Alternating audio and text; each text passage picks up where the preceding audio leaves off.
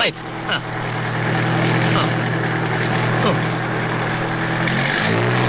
എന്റെ അമ്മേ, സാറെ അനാവശ്യമായിട്ട് സ്റ്റെയറിംഗ് അങ്ങോട്ടും ഇങ്ങോട്ടും വെട്ടിക്കരുത്.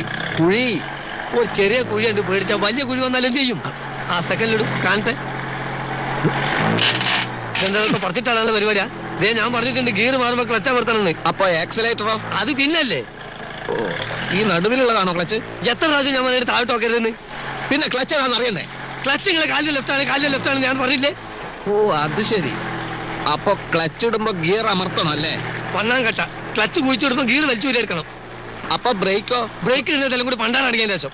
ഇത്ര ബുദ്ധിയില്ലാത്തൊരു മനുഷ്യൻ എങ്ങനെ പഠിപ്പിച്ചെടുക്കാനാ? അധികം ചൂടാവൊന്നും വേണ്ട.